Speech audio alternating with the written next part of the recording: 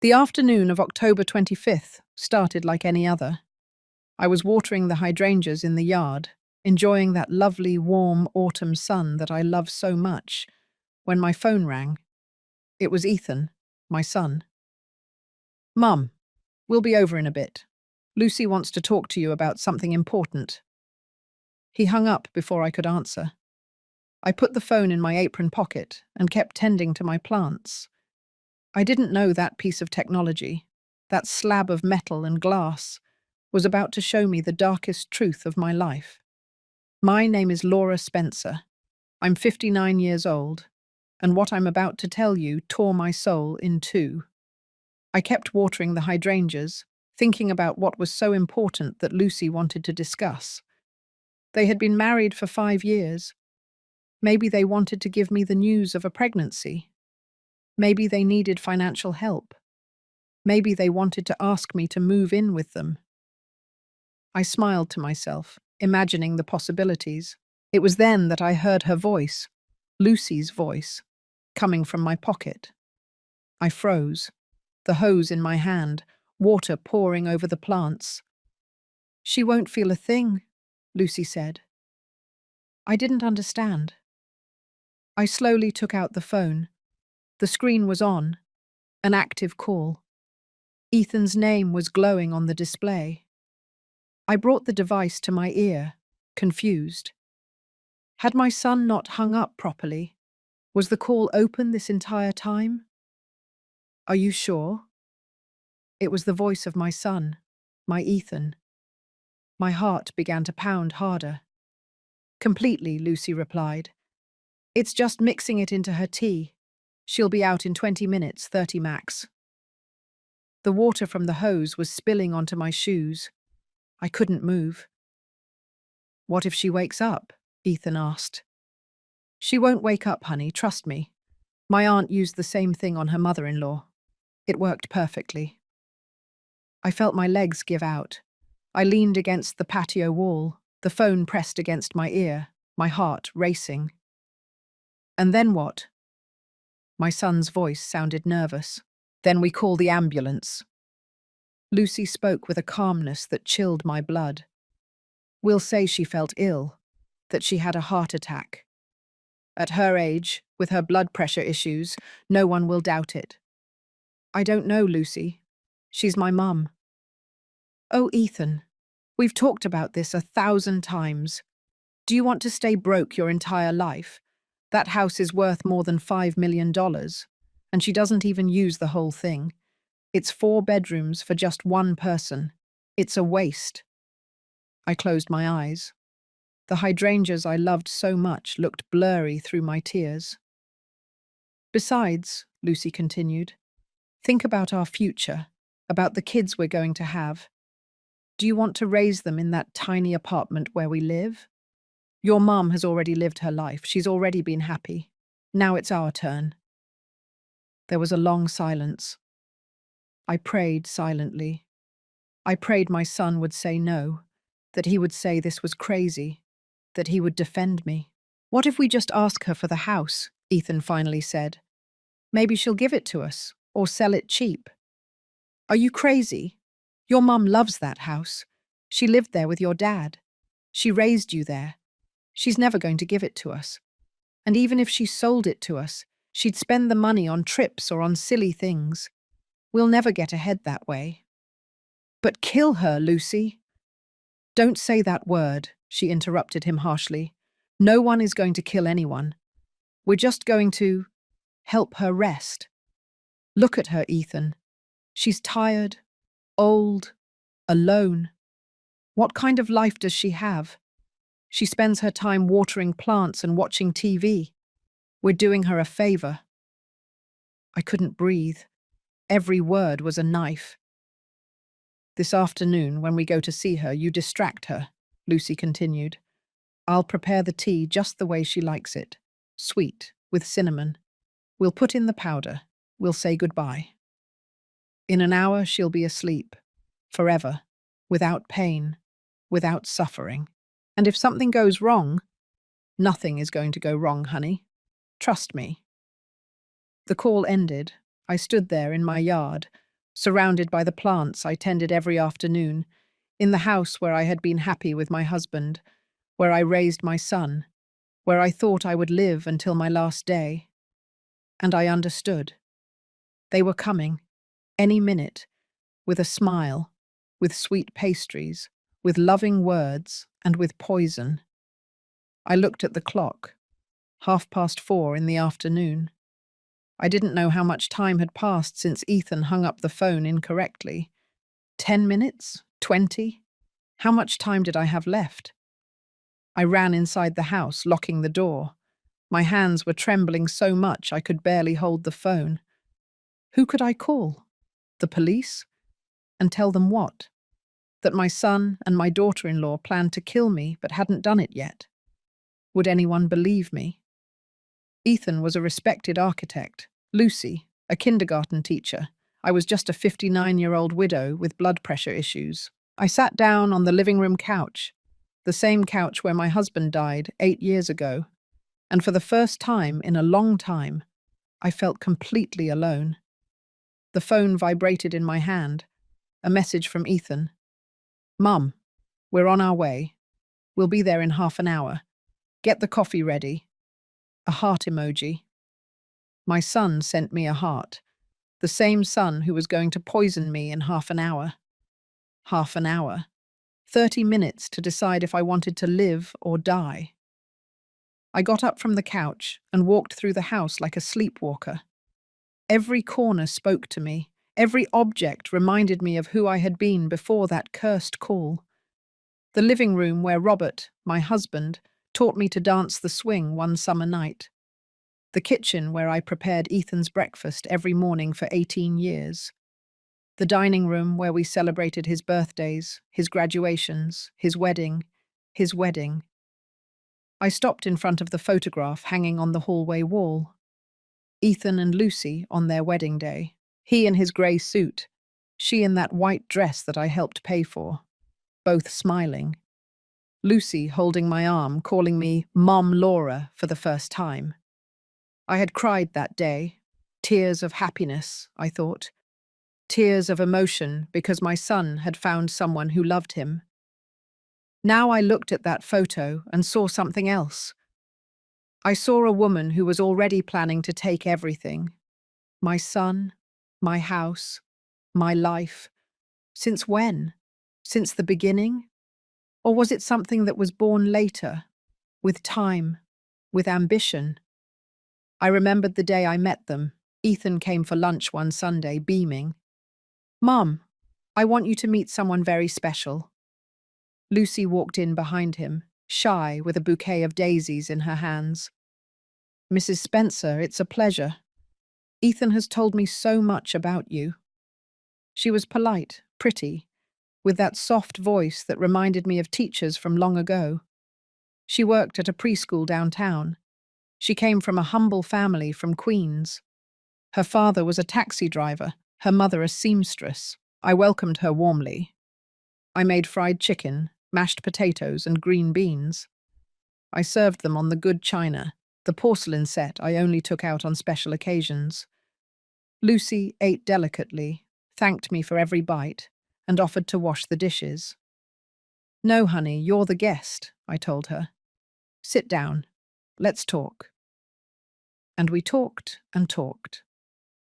She told me about her difficult childhood, about how she had gone to college with scholarships and sacrifices, about how she dreamed of having her own family someday. "I never had anything," she told me with tears in her eyes, "but Ethan makes me feel like I deserve everything." I hugged her that day. I hugged her like the daughter I never had. How stupid I was. Their courtship lasted 2 years. Lucy came to the house every weekend. She helped me cook. She went to the farmer's market with me. She told me about her problems at work. I gave her advice, gave her clothes, bought her shoes. When Ethan told me he wanted to marry her, I jumped for joy. "Are you sure, honey?" "Completely, Mum. Lucy is the woman of my life." I paid for half of the wedding, the venue, the catering, the photographer. It was almost $200,000, my savings from years, but I did it happily because Ethan was my only son, because I wanted to see him happy. The night before the wedding, Lucy came to sleep at the house. She was nervous, couldn't sleep. "Come on, honey," I told her. "Let's have some herbal tea." We sat in the kitchen, both in our pajamas, with our steaming mugs, the same kitchen where I was standing now, trembling, knowing that this same daughter-in-law wanted to poison me. "Mrs. Laura," Lucy told me that night, "I know I'm not the woman you dreamed of for Ethan. I know I come from nothing, that I don't have a university degree, that my family is poor." "Don't talk nonsense," I interrupted her, taking her hand. "You are good. That's all that matters. I'm going to take care of your son," she promised me with tear-filled eyes. "I'm going to make him happy, and I'm going to take care of you too, because you're my family now." She hugged me. I stroked her hair. I thought, this girl is going to be a good wife, a good daughter-in-law, maybe someday a good mother to my grandchildren. How blind I was. The first few months were beautiful. Lucy and Ethan came every Sunday for dinner. She brought me flowers. She called me during the week to ask how I was. She invited me to their apartment. "Mrs. Laura, come see our home." I went. It was a small apartment in a busy part of Brooklyn.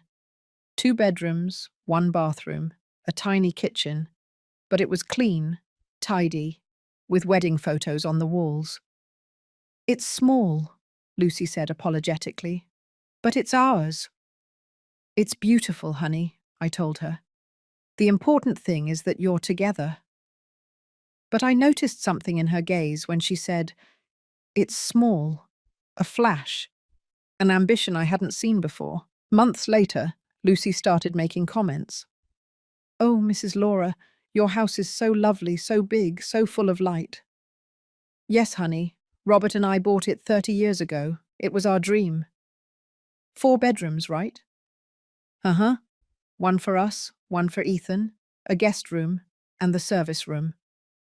"How wonderful," she sighed. "We barely fit in our apartment. And if we have kids, oh well, we'll have to settle." I didn't think anything bad at the time. It was natural for a young woman to dream of a bigger house. I had dreamed of it too at her age. But the comments continued. Every visit, every meal. "This kitchen is a dream, Mrs. Laura. I could cook marvels here. This garden is gorgeous. Too bad you can't bend down much anymore to take care of it properly. This house is worth a fortune, isn't it? With the neighborhood being so in demand." Ethan sometimes got annoyed. "Lucy, stop. Don't say those things." "What? I'm just chatting with your mum." And I defended Lucy. "Leave her alone, honey. She's not saying anything bad." But now, standing in my living room, the phone still in my hand, I remembered every comment, every question, every look Lucy gave my house. She wasn't just chatting, she was taking inventory, calculating how much it was worth, how much she could gain, how much I was in the way. I looked at the clock. 20 minutes. They must already be leaving their place, getting into the car, talking about me. Maybe Lucy had the poison in her purse. Maybe Ethan was driving in silence, convincing himself that this was the right thing to do. "We're doing her a favor," Lucy had said. I sat down again. I picked up my wedding photo with Robert. We were so young. He was 28, I was 23. We got married with nothing. We lived the first few years in a rented room. We ate beans and tortillas, but we were happy. Robert worked 12 hours a day at a hardware store. I sewed clothes at home to earn extra. We saved every dollar. We dreamed of having our own house someday. When Ethan was born, we were renting a 2-bedroom apartment in a working-class neighborhood. Robert took 2 jobs. I stopped sewing to take care of the baby. We were tired, but every night before sleeping, Robert would hug me and say, "Someday we're going to have our house, Laura. I promise you." And he kept his promise. He worked 20 years without rest. I did too. When Ethan started elementary school, I went back to sewing.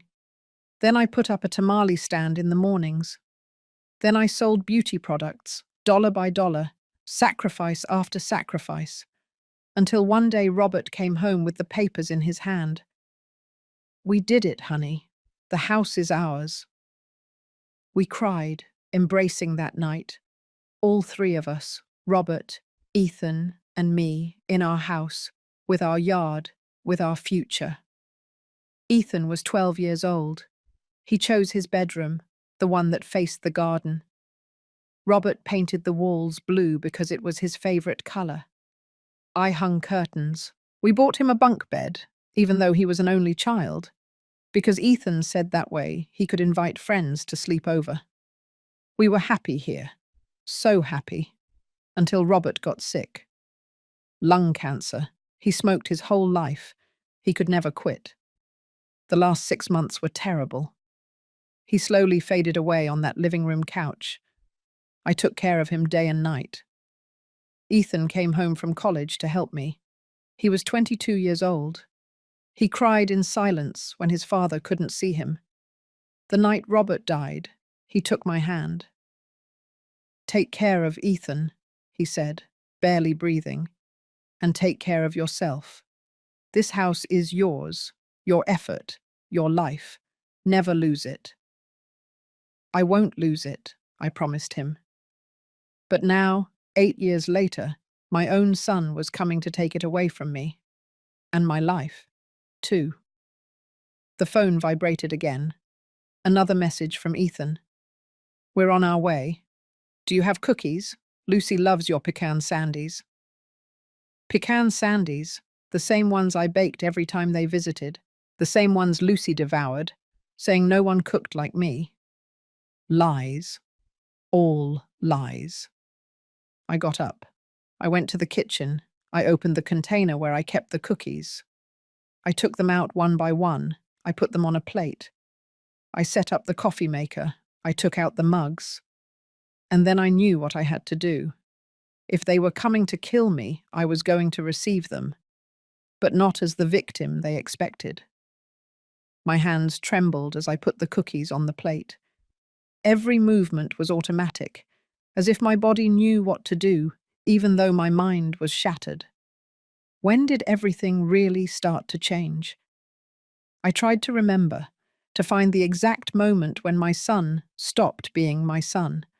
It was a year ago. I'm sure of it. Lucy and Ethan were celebrating their 4th wedding anniversary. They came for lunch on a Sunday, as always, but something was different. Ethan was quiet, serious. Lucy, too, although she tried to hide it with forced smiles. "What's wrong, honey?" I asked him while serving the chili. "You look worried." "Nothing, Mum. Work stuff." "Are you sure? You know you can tell me." Lucy quickly intervened. "Oh, Mrs. Laura, it's nothing serious. It's just that they're laying off people at the firm. Ethan is a little stressed." "Are you going to be fired?" I was alarmed. "No, Mum. I'm fine. Really." But he wasn't fine. I knew him. He was my son. There was something he wasn't telling me. We finished eating in an uncomfortable silence. Lucy helped clear the table. Ethan stayed seated, frowning at his phone. When Lucy went to the bathroom, I sat next to him. "Ethan, look at me." He looked up. I saw weariness in his eyes, and something else, something I hadn't seen before. "What's really going on?" He sighed deeply.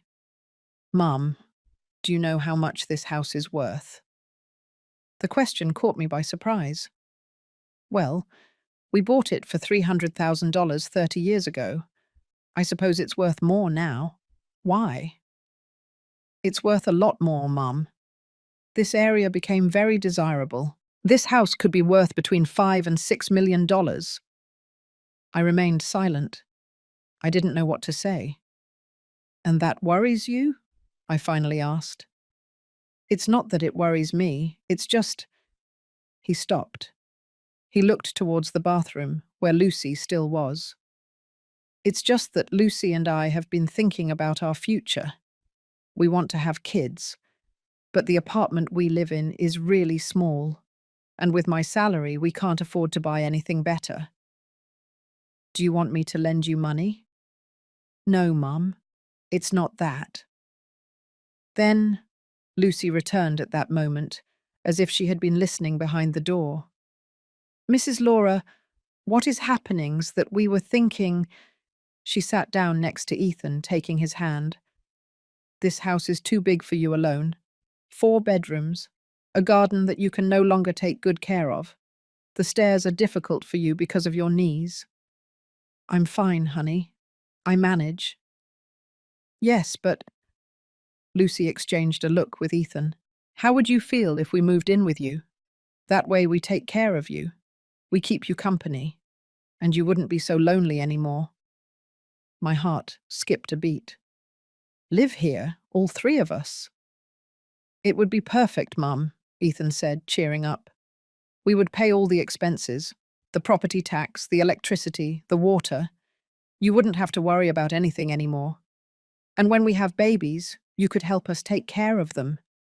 It sounded logical, reasonable, even affectionate, but something inside me revolted. Honey, this is my house, my space. I need my privacy. Lucy's smile froze for a second. Just 1 second.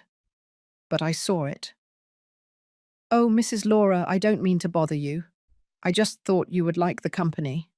But if you don't want to, well, too bad. It's not that I don't want to. It's just… I searched for the right words. You are young. You need your own space. I'm used to living alone, to my routines. I don't want to be a burden. You would never be a burden, Mom, Ethan said, but his voice sounded different, cold. What if I help you with the down payment on a house instead? I offered. I have some savings. Not much, but something. You could buy something near here. I would see you often. Lucy let go of Ethan's hand. No, Mrs. Spencer. Thank you, but no. We'll manage. She stood up and started picking up her purse. Ethan also stood up. Are you leaving already? I asked, confused. But it's only 5 o'clock. Yes, Mum. Lucy has to prepare things for school tomorrow. But you always stay for dinner. We can't today, Lucy said without looking at me. Thanks for the meal. They left just like that. Ethan gave me a quick kiss on the forehead. Lucy didn't even say goodbye. That was the first fracture, although I didn't know it at the time. The following weeks were strange. Ethan didn't call as much as before. His messages were brief. I'm busy, Mum. Talk later. All good. When they finally came again, a month later, they were not the same.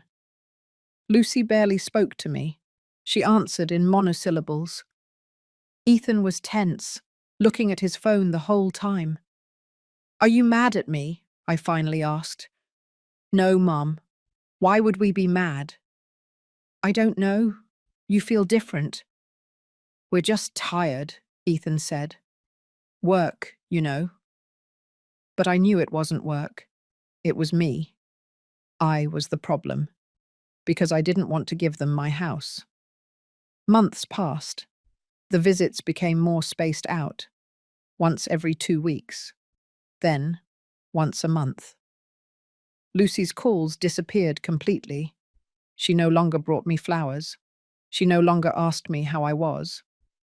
And Ethan, my son, became a stranger. Honey, is something wrong? I asked him one afternoon when he came alone. Why do you ask that? Because you are not the same with me. I feel like you've distanced yourself. I didn't distance myself, Mum. I just grew up.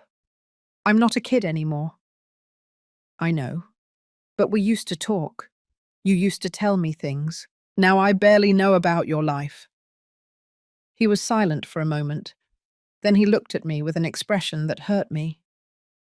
Mum, have you considered that maybe I also need my space? That not everything can revolve around you? The words fell on me like stones. I never asked that everything revolve around me. Didn't you?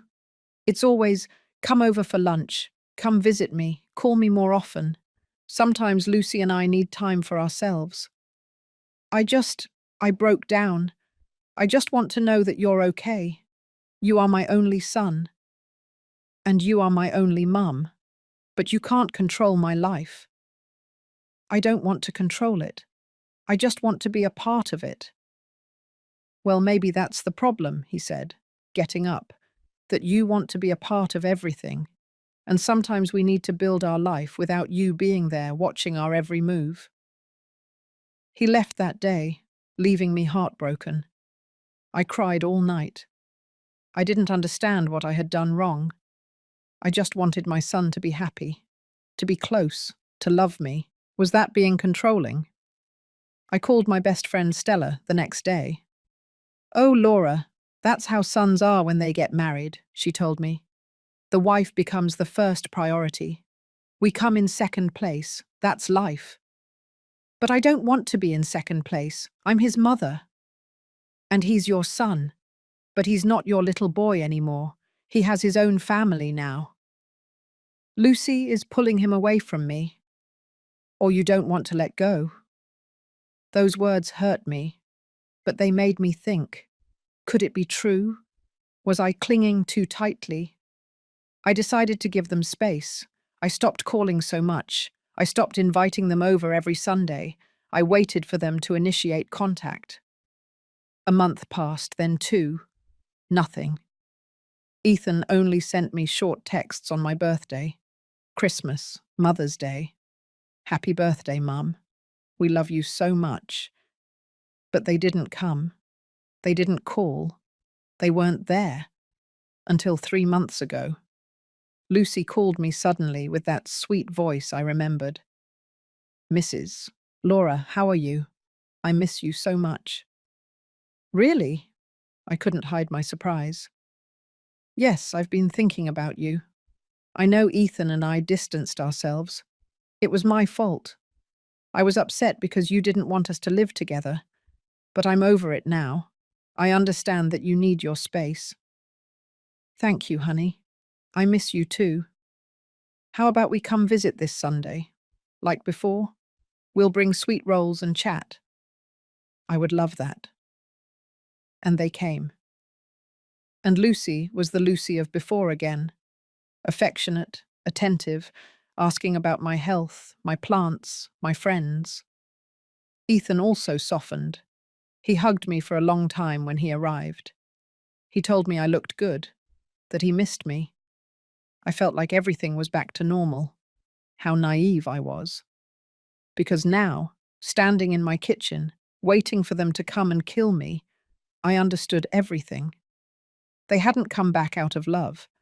They had come back to study me, to observe my routines, to plan. Every visit over the last 3 months had been an inspection. How do you sleep, Mrs. Laura? Lucy asked me once. Well, honey, although sometimes it's hard because of my knee pain. Do you take anything to help you sleep? No, just my blood pressure pills. And you take them at night? In the morning and at night? Yes. Oh, that's good. It's important to be disciplined with your medicines. I thought it was genuine interest. Now I knew she was gathering information. Another time, Ethan asked me, Mum, are you still drinking tea in the afternoons? Yes, honey. It's my favorite time of the day. I sit in the garden with my chamomile tea and watch the sunset. Alone? Alone? Aren't you scared? I mean, if something were to happen to you and no one noticed. No, honey, I'm fine. Besides, I always have my phone close by. He nodded. He exchanged a look with Lucy that I didn't understand then. Now I understood it. They were choosing the perfect time. Afternoon tea. Alone. No one around. The doorbell rang. I froze in the kitchen, the plate of cookies in my hands. They had arrived. My son, my daughter-in-law, my murderers. I took a deep breath. I put the plate on the table. I took off my apron. I ran my hands through my hair. The doorbell rang again. "I'm coming!" I shouted, trying to make my voice sound normal. I walked towards the door. Each step was heavy, as if I were walking to my own grave. I put my hand on the doorknob. I turned it. And there they were, Ethan with his smile, Lucy with her purse hanging from her shoulder, a purse where she was surely carrying my death. "Hi, Mom," Ethan said, hugging me. I felt his warmth, his smell, the smell of my son, the child I carried, the man I loved more than my life, the man who came to take it away from me. "Hi, honey," I replied, and my voice almost broke. Lucy kissed my cheek. "Mrs. Laura, it's good to see you. Have you made coffee yet?" "Yes, honey, come in." They walked into my house, the house they wanted to steal, the house they were willing to kill me for. They sat down in the living room, as so many times before, and I went to the kitchen to bring the coffee, which might be the last we would drink together. But this time, as I poured the mugs, as I put the cookies on the plate, as I tried to control the trembling of my hands, this time I knew the truth, and that changed everything. I returned to the living room, the tray shaking in my hands. Coffee, cookies, napkins, everything perfect, as always, as if nothing was wrong. "It smells delicious, Mum," Ethan said, settling into the couch. "These are your favorite cookies, honey. I baked them this morning." A lie. I had baked them yesterday, but I needed to say something, anything, so my voice wouldn't betray me. Lucy took her mug with that smile that now looked hateful to me. "Mrs. Laura, nobody makes coffee like you. It has a special touch." "Thank you, honey." I sat down across from them. I took my mug. My hands were still trembling, so I hid them in my lap. I had to act normal. I had to pretend I knew nothing, because if they discovered that I had overheard that conversation, I didn't even want to think about it. "So, how are you both?" I asked, forcing a smile. "It's been 2 weeks since you last visited." "Work has been heavy," Ethan said. "We have a big project at the firm, but we missed seeing you." Liar, I thought. You came because today is the day you chose to kill me. "I missed you too," I said out loud. Lucy bit into a cookie. "Oh, Mrs. Spencer, these cookies are wonderful. Will you give me the recipe someday?" "Of course, honey. Whenever you want." Whenever you want. As if there was a future. As if I would be alive tomorrow to give her that recipe. "And how have you been?" Lucy asked, with that falsely concerned voice.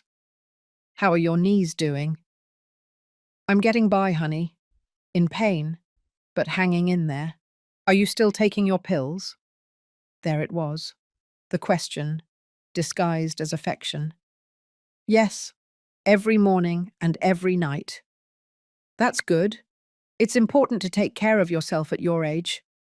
"At my age, 59 years old. I wasn't that old. But for them, I was already a nuisance who had lived too long." Ethan looked at his phone. Lucy drank her coffee slowly, observing the living room with those calculating eyes. "This house looks more beautiful every time we come," she said. "Did you do anything new to it?" "No, honey. Everything is the same." "Well, it looks different. Like more luminous. Like more valuable," she meant. "Like more mine when you're gone." The silence grew heavy. I didn't know what to say. Every word that came out of my mouth felt like an act, as if I were in a play where I was the only one who knew the ending. I looked at my son. I really looked at him. He was 31 years old.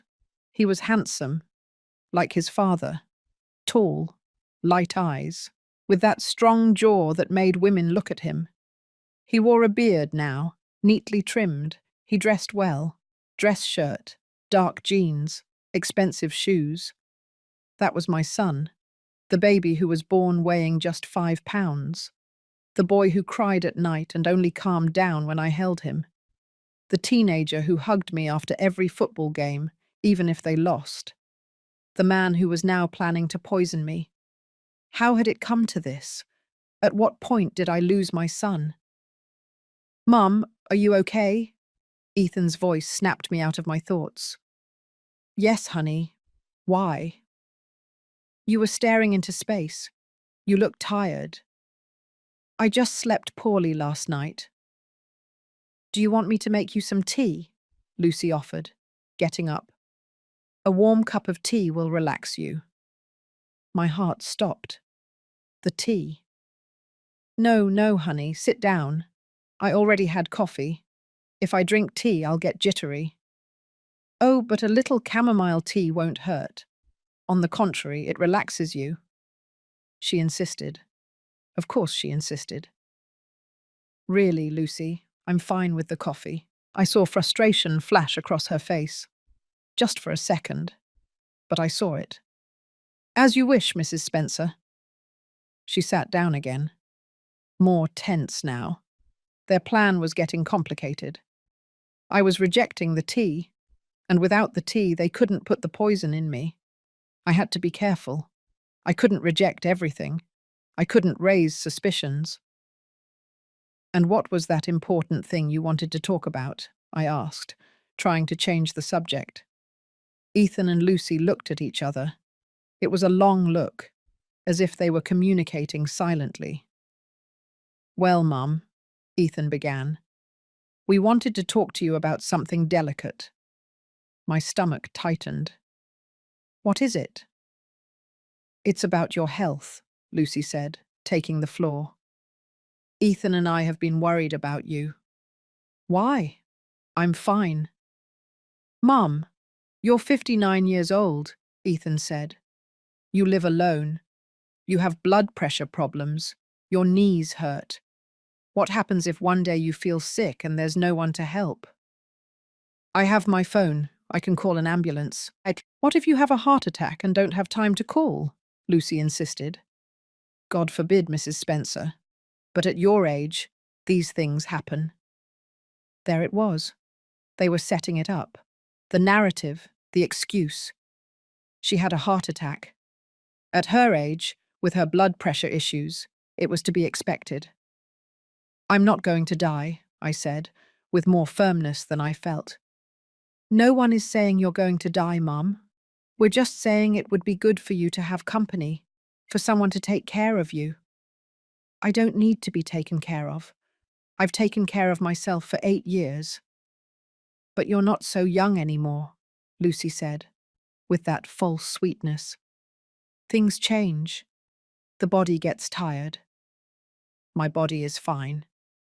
"Mum, don't get angry," Ethan intervened. "We just want what's best for you." What's best for you two, I thought. My death, my house, my money. "And what do you propose?" I asked, although I already knew the answer. "That you hire someone," Lucy said. "A nurse or a lady who helps you with the house and keeps you company." "I don't want strangers in my house." "Then let us move in with you," Ethan blurted out. "We talked about this months ago. It's still a good idea." "I already told you no, honey." "Why not?" His voice rose in pitch. "We are your family. We're not strangers." "Because this is my house, my space. I need my privacy." "Privacy for what?" Lucy leaned forward. "To be alone? So no one notices if something happens to you?" "Nothing is going to happen to me." "You don't know that, Mrs. Laura. My grandmother thought the same thing. She lived alone, proud, saying she didn't need anyone. One day she fell in the bathroom. She broke her hip. She lay there for 6 hours before anyone found her. 6 hours suffering, screaming, with no one hearing her. The story was vivid, cruel, designed to scare me, and it worked. I felt fear, not of falling, but of them. I understand your concern, I said slowly, but I am fine. If I ever feel like I need help, I will ask for it. Are you sure? Ethan clenched his jaw. Lucy held her coffee mug tighter than necessary. Are you at least going to think about it? Ethan asked. Yes, honey, I will think about it. A lie. I wasn't going to think about anything. But I had to calm them down. I had to make them leave my house without trying anything. In the meantime, Lucy said, rummaging in her purse, I brought you some vitamins. They are great. My mum takes them and they've helped her a lot with her energy. She pulled out a bottle. Light green pills. My blood ran cold. Vitamins? Yes, Mrs. Spencer. They are natural, made from herbs. Take one in the morning and one at night. You'll see how much better you feel. She held the bottle out to me. I didn't take it. Thank you, honey, but I already take a lot of pills. I don't want to mix things. But these are natural. They won't interfere with your medicines. Even so, I prefer not to take anything else. Mum, Lucy is trying to help you, Ethan said, with a tone I didn't like. I know, honey, and I appreciate it. But my doctor always tells me not to take anything without consulting him first. These are just vitamins, Lucy insisted, leaving the bottle on the table. You don't need to consult your doctor about anything. But fine, I'll leave it here. Use it if you want. The bottle sat between us like a silent threat. Could that be the poison? Or was it really just vitamins? I couldn't know, but I couldn't risk it either. Have you eaten yet? I asked, trying to change the subject again. I can heat something up. No, Mum. Thanks, we already ate, Ethan said, checking his watch. In fact, we have to go now. So soon? You just got here. Yes, Lucy has papers to grade, and I have to finish some blueprints. They stood up. Okay, I understand. Relief flooded me.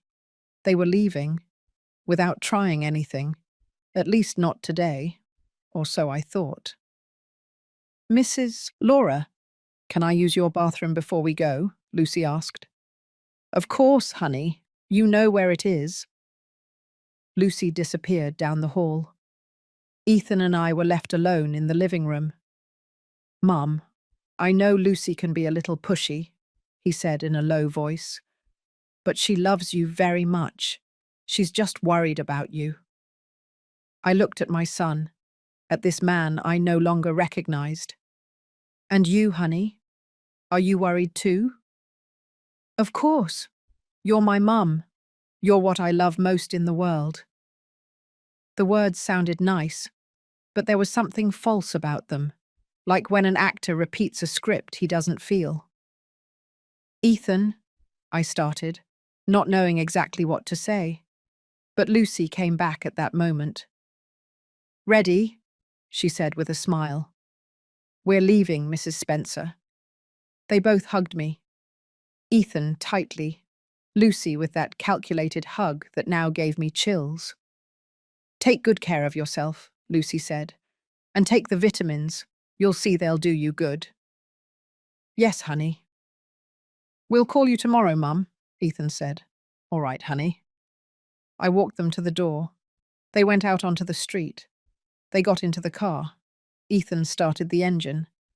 Before pulling away, Lucy rolled down the window. Mrs. Laura, don't forget to drink your tea this afternoon. It's good for your nerves, she smiled. She rolled up the window. The car drove away. I stood at the door, watching them leave, my heart racing. Don't forget to drink your tea. It wasn't loving advice. It was an order, a reminder. Drink your tea. That's when it's going to happen. I closed the door. I locked it. I ran to the kitchen. The bottle of vitamins Lucy had left was still on the table. I picked it up with trembling hands. I opened it. The pills were green, perfectly round. Could this be the poison? Or would they come later, when I was already taking these pills, so it would look like natural death? I didn't know, but I couldn't risk it. I went to the bathroom Lucy had just used. Everything looked normal. The toilet lid was down, the sink was clean, the towels were in place.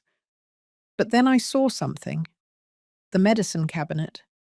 The door was slightly ajar. I always left it closed. I approached slowly. I opened the door completely. My medicines were there. The blood pressure pills, the cholesterol pills, the pain pills. But something was different. The bottle of blood pressure pills, was in a different spot. I always put it on the left. Now it was on the right. Someone had moved it. Someone had opened it. I took the bottle with trembling hands. I opened it. I counted the pills. There should be 28. I had checked yesterday. 28 pills for 28 days. Now there were 30. 2 extra pills. Pills that I hadn't put there. Pills that looked exactly like mine. But they weren't mine. Lucy had been in my bathroom. She had opened my medicine cabinet. She had mixed poisoned pills with my real pills. And now, if I took my medicine like every night, without checking them, without counting them, one of those 2 fake pills would enter my body, and I would die, painlessly, without suspicion. Just a 59-year-old woman with blood pressure problems who took her medicine and didn't wake up. I sat down on the bathroom floor, hugging the bottle, trembling. The plan was perfect, and I almost fell for it. I don't know how long I sat on the bathroom floor, hugging that bottle of pills as if it were a bomb about to explode. 30 pills. There should have been 28. 2 of them wanted to kill me. I got up slowly, leaning on the sink. My knees protested, but the physical pain was nothing compared to the pain I felt in my chest. I walked to my bedroom. I locked the door. I sat on the bed. I had to think. I had to be smart. I opened the bottle again. I took out all the pills and put them on the white comforter of my bed. I examined them one by one under the lamplight. They were identical, all round, all the same size, all the same pale pink color. But 2 of them were not what they seemed. How could I tell which ones? I smelled the pills. They all smelled the same. Like nothing. Like medicine. I touched them. They all had the same texture. I took one and carefully broke it in half. Inside it was white, pulverized, normal. I took another and broke it too, the same. I continued like this until I had broken 10 pills. All the same. I stopped. If I kept destroying them, I wouldn't have medicine left for the month. I put the broken pills aside. I gathered the ones that remained whole. There were 18. 2 of those 18 would kill me. I couldn't take them. I couldn't risk it. But if I didn't take my blood pressure medicine, I could have a heart attack for real. The doctor had warned me 1,000 times. Mrs. Laura, these pills are vital. If you stop taking them, even for a day, your pressure can skyrocket. And at your age, that is very dangerous. I was trapped. If I took the pills, I could die from poison. If I didn't take them, I could die from a heart attack. Either way, Lucy and Ethan won. I got up from the bed. I walked back and forth in the bedroom, thinking, looking for a way out. Then I remembered something. My friend Stella, her son was a pharmacist. He worked at a large pharmacy in the downtown area. I could go to him, show him the pills, ask him to analyze them. I looked at the clock. 7 o'clock at night. Pharmacies closed at 9. I still had time. I grabbed my purse. I put the bottle of pills inside. I put on a sweater. I took my car keys. I hadn't driven in months. Since my knees started hurting more, I preferred to take a taxi. But today, I couldn't risk it. I couldn't let anyone else know about this. I went down the stairs slowly. I left the house. Robert's car was still in the garage, an old but reliable Toyota. I started it. The engine coughed a bit, but it started. I drove through the streets of the neighborhood. The traffic was heavy at that hour. It took me almost 40 minutes to get to the pharmacy. I parked badly on the sidewalk. I didn't care. I went in almost running. A young man greeted me from behind the counter. "Good evening, ma'am. How can I help you?" "I need to speak to the pharmacist." "That's me, ma'am. How can I help?" "No. I need to speak to Rodrigo, Stella Medina's son." "Ah, yes. Rodrigo. I'll call him now." He disappeared behind a curtain. I waited, gripping my purse against my chest, looking out at the street just in case I saw Ethan's car. I was paranoid. I knew it, but I couldn't help it. Rodrigo came out after a few minutes. He was a man about 35, tall, with glasses and a kind smile. "Mrs. Laura, what brings you here? My mom didn't tell me you were coming." "Your mom doesn't know. Rodrigo, I need your help. It's urgent." He noticed the fear in my voice. "Of course. Come into the office." He led me to a small room behind the pharmacy. He closed the door. He offered me a chair. "Tell me what's wrong." I took out the bottle of pills. I gave it to him with trembling hands. "These are my blood pressure pills.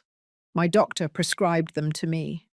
But I think someone switched them, that they put other poisoned pills in with the good ones." Rodrigo looked at me confused. "Poisoned? Why do you think that?" "Because I counted my pills yesterday. There were 28.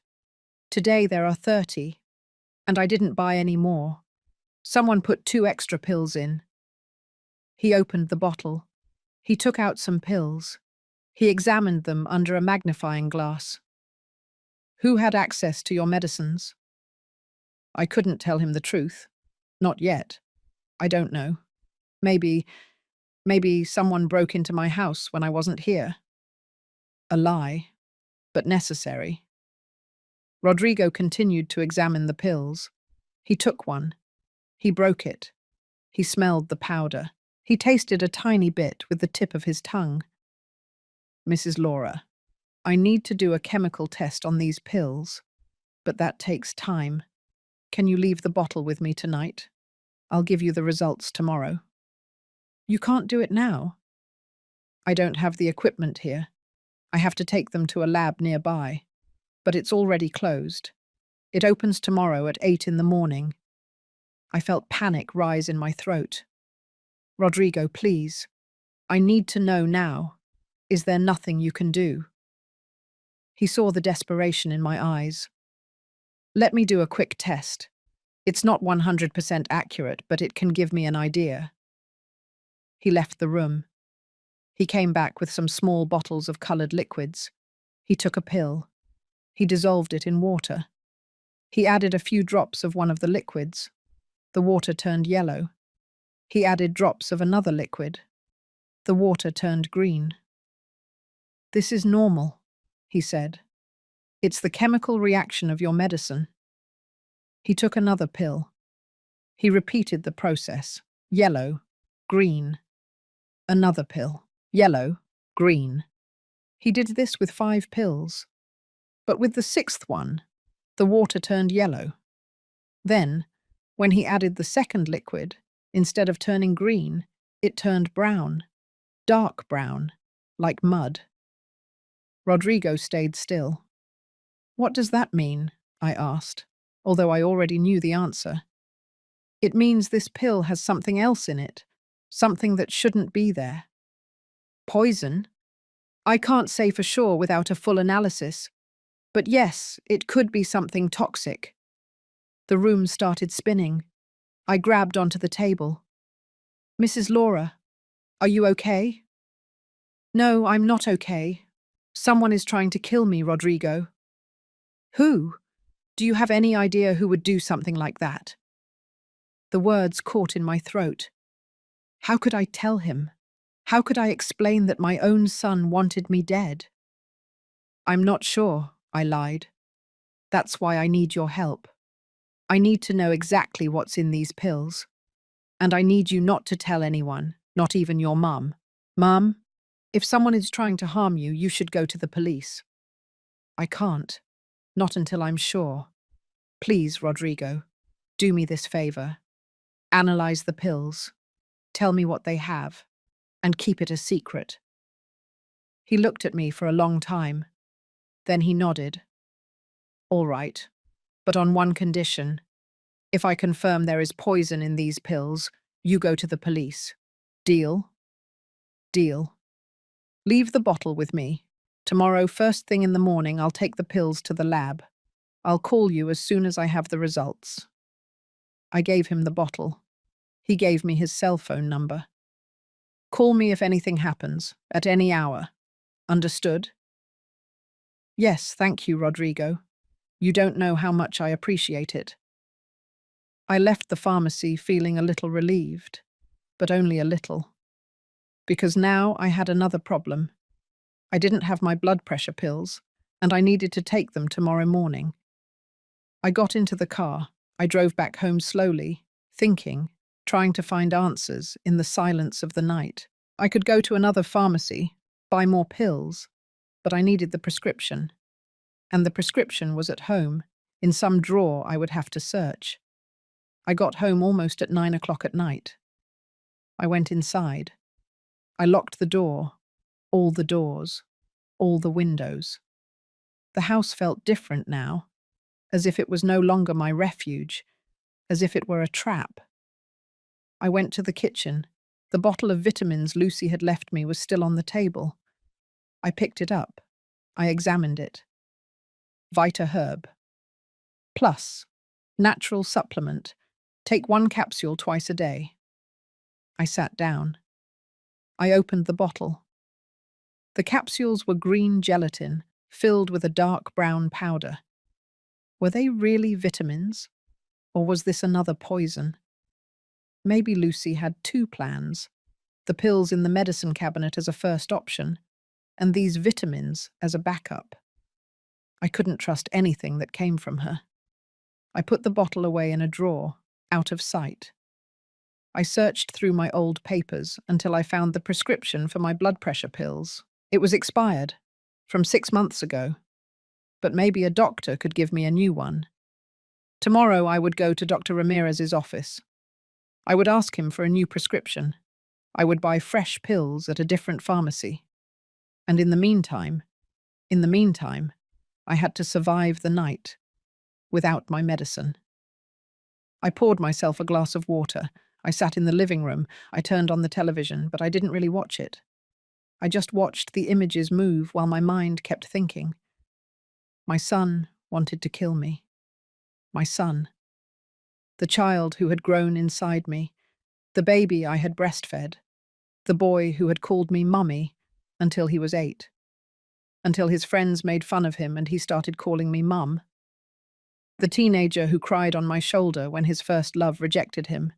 The young man who hugged me, crying, the day we buried Robert. Don't worry, Mum. I'll take care of you. Always. Lies. All lies. Or maybe not. Maybe at that moment, he had meant it. When did he change? When did love turn into greed? Was it Lucy's fault? Or was it always there, dormant in Ethan, waiting for the moment to wake up? The phone rang. I jumped. I looked at the screen. Ethan. I watched the phone vibrate. Once, twice, 3 times. I answered. Hello? Mom, how are you? You sound weird. I'm fine, honey, just tired. Have you had dinner? Yes, a lie. I heated up some soup. That's good. Hey, did you take the vitamins Lucy left you? There it was. The question. No, honey. Not yet. I told you I prefer to consult with my doctor first. Mom, they're just vitamins. They won't hurt you. I know, but I want to be careful. You're so distrustful. His voice sounded annoyed. Lucy gave them to you with love, and you are rejecting her. I'm not rejecting her. I just want to be cautious. Whatever. Pause. And did you take your blood pressure pills? My heart almost stopped. Why do you ask that? Because you always take them at 8 o'clock at night. It's already 9. I just want to know if you're taking care of yourself. He was checking. He was verifying that I had taken the poisoned pills.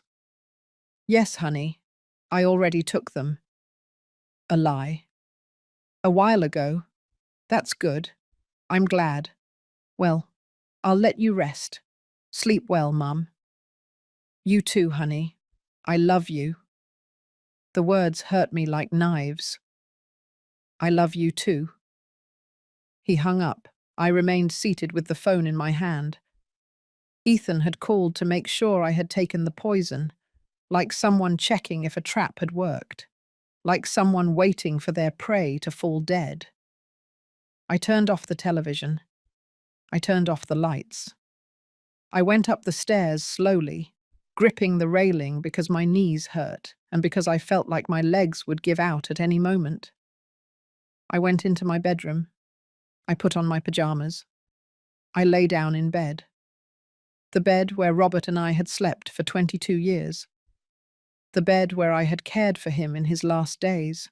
The bed where I now slept alone, knowing that the people I loved most in the world wanted me dead. I closed my eyes, but I couldn't sleep. What if tomorrow Rodrigo confirmed that the pills contained poison? What would I do then? Would I go to the police as he had asked me? Would I accuse my own son of attempted murder? Would I see Ethan handcuffed, put into a police car, crying, screaming that he hadn't done anything? Could I live with that guilt? But on the other hand, could I continue living knowing that my son was waiting for the next opportunity to kill me? I had no answers, only questions. Questions that gnawed at me from within. At midnight, I was still awake, staring at the ceiling. I felt pressure in my chest. A dull ache, as if an elephant had sat on my ribs. Was it my blood pressure? Was it rising because I hadn't taken my pills? Or was it just my heart breaking into 1,000 pieces? I got up, went to the bathroom, splashed water on my face, looked at myself in the mirror. A 59-year-old woman stared back at me, with wrinkles around her eyes, with grey hair that I no longer bothered to dye, with deep, dark circles that I hadn't had yesterday. This woman had worked her whole life, had sacrificed everything for her family, had loved with all her heart. And now she was alone, betrayed, hunted like an animal, but she was still alive. And as long as I was alive, I could fight. I returned to bed. This time I did fall asleep, a restless sleep, full of nightmares. I dreamed that Ethan was a child again, asking me to hold him, and when I held him, he stabbed a knife into my chest. Over and over again, without stopping smiling. I woke up screaming at 5 o'clock in the morning.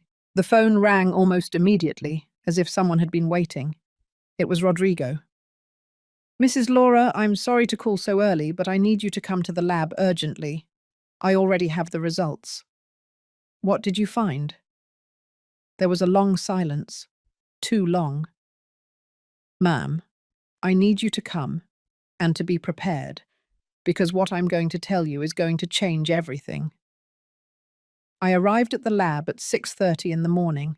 It was still dark, the streets empty, only a few street vendors setting up their stands for breakfast burritos and hot chocolate.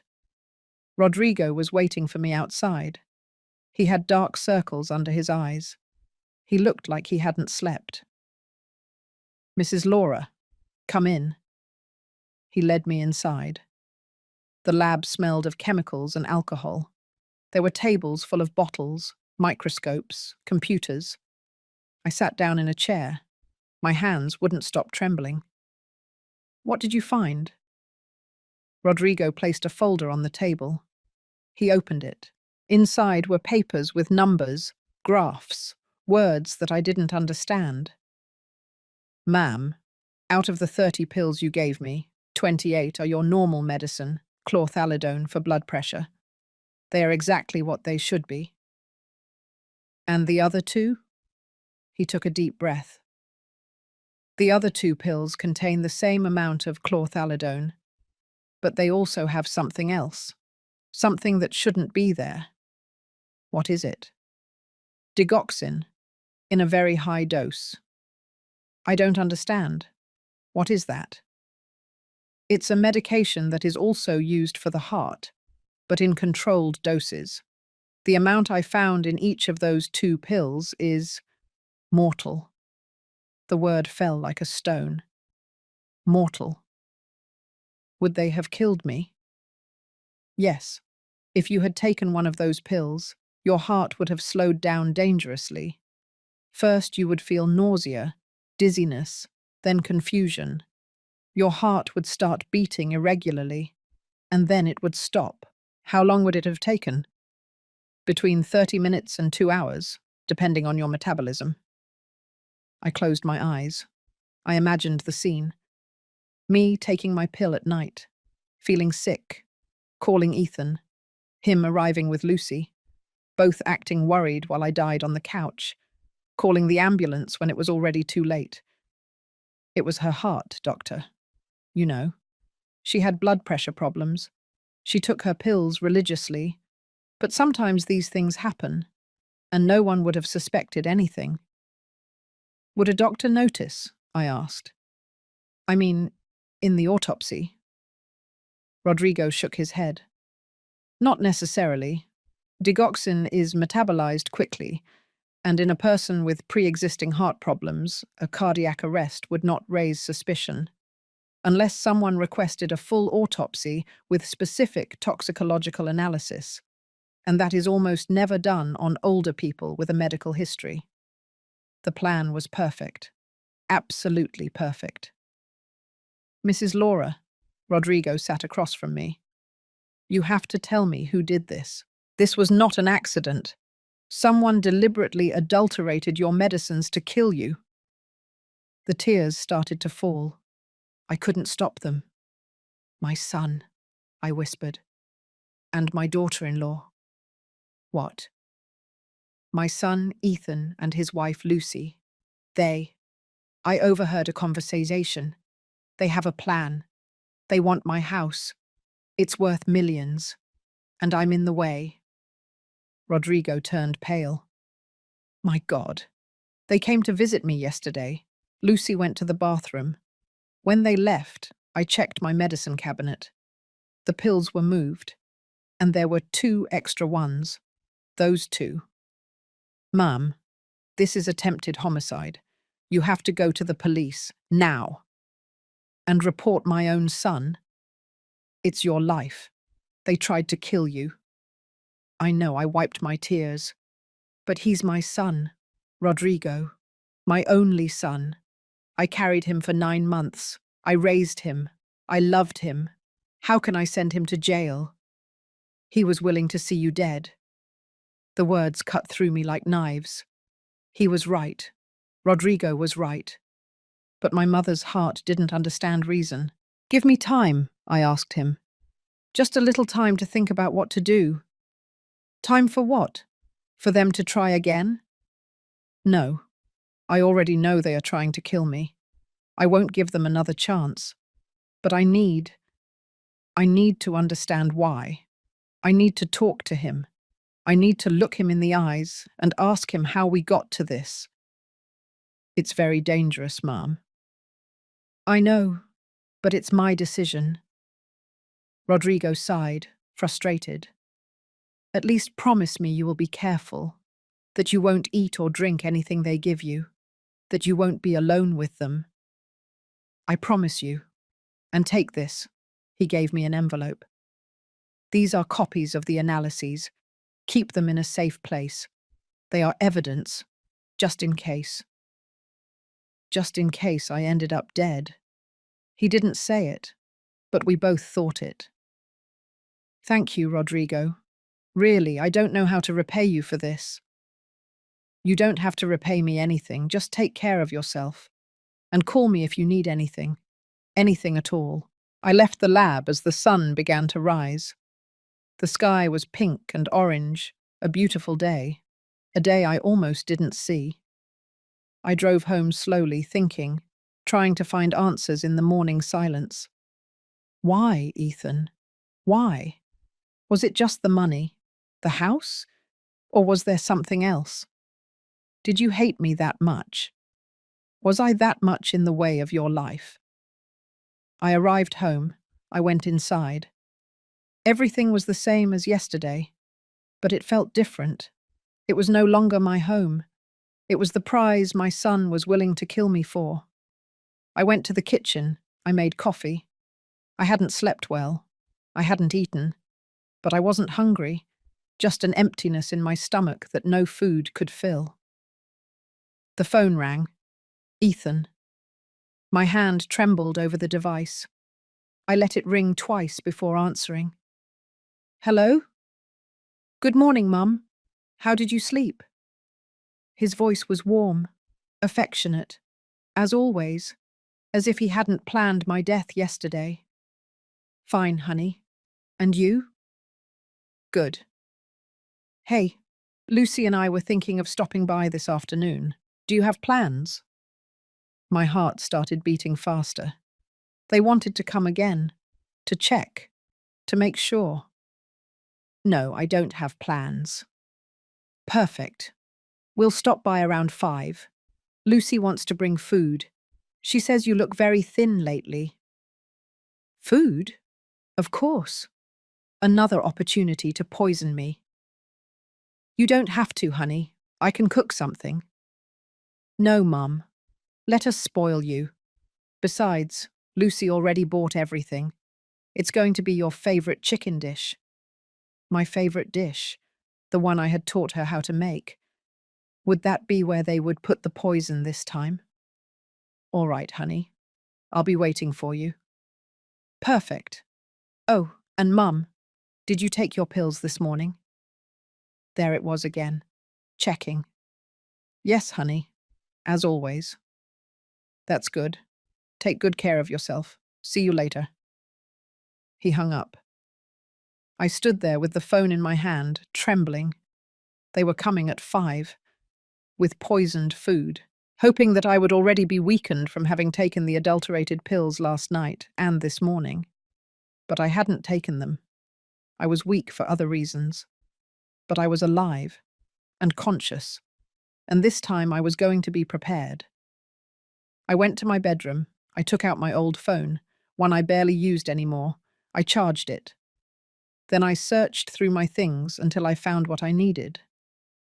A small voice recorder that Robert had given me years ago. I used it to record my to-do lists. I never thought I would need it for this. I tested it. It worked. I had a plan. When Ethan and Lucy arrived, I would welcome them as always, smiling, trusting, but with the recorder hidden in my pocket. And I would make them talk. I needed them to confess. I needed to hear it from their own mouths. Because up until that moment, a part of me still held on to hope. I still wanted to believe that everything was a misunderstanding, that the poisoned pills got there by mistake, that the conversation I overheard was about something else. I needed that hope to die so I could continue living. I spent the day preparing. I took a shower. I put on comfortable clothes. I hid Rodrigo's analysis papers in a safe place, inside a book that no one but me read.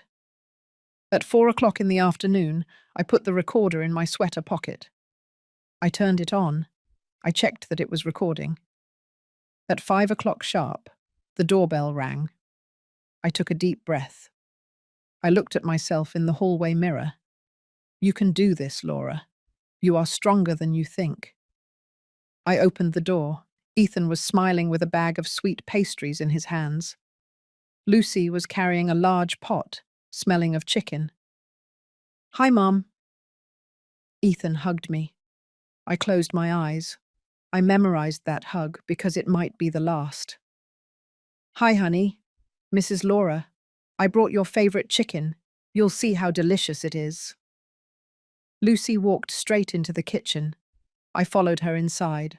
My heart was beating so fast I thought they could hear it. Lucy started serving the plates. Ethan set the table.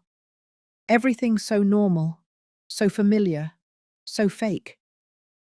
We sat down. Lucy placed the plate in front of me. The chicken looked delicious. The sauce smelled incredible. But I couldn't eat. Try it, Mrs. Spencer. I made it with lots of love. I picked up my fork. I cut a small piece of chicken. I brought it close to my mouth, and I left it there. Is something wrong, Mum? Ethan asked. Don't you like it? Yes, it looks delicious. It's just, my stomach hurts a little. Do you feel sick? Lucy leaned towards me with false concern. A little dizzy. Maybe it's my blood pressure. Did you take your pills today? The question again. Yes, but I think they upset my stomach. Ethan and Lucy looked at each other. It was a quick look, but I saw it. Maybe you need to lie down, Ethan suggested. Yes, maybe. But first, I want to talk to you about something. What is it, Mum? I took a deep breath. The recorder was still working in my pocket. About the house. The atmosphere changed. It became tense. What about the house? Lucy asked in a cautious voice. I've been thinking.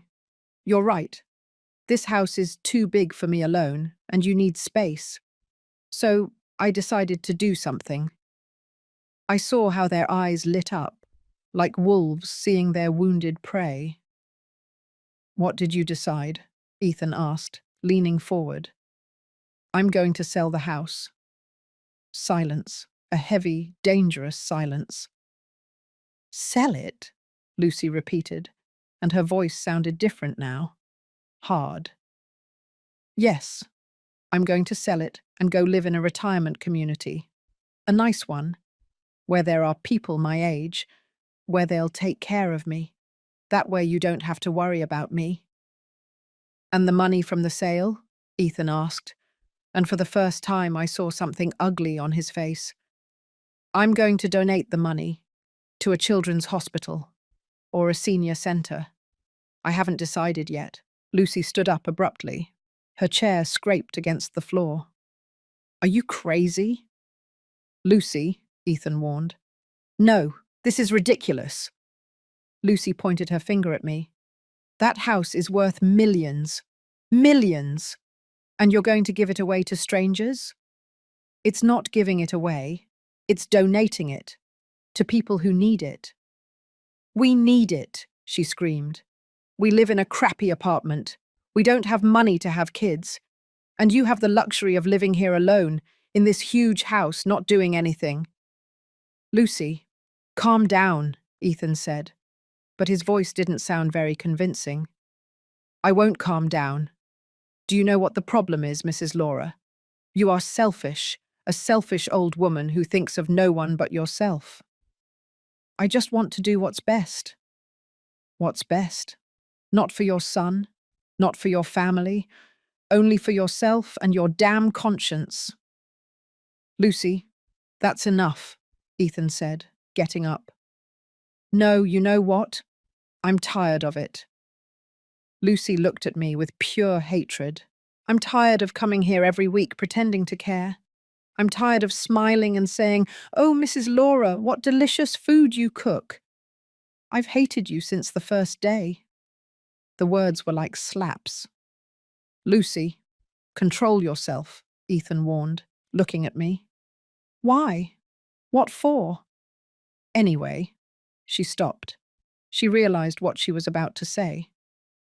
Anyway, what, Lucy? I asked with a trembling voice. Finish the sentence. She looked at me with eyes full of venom. Anyway.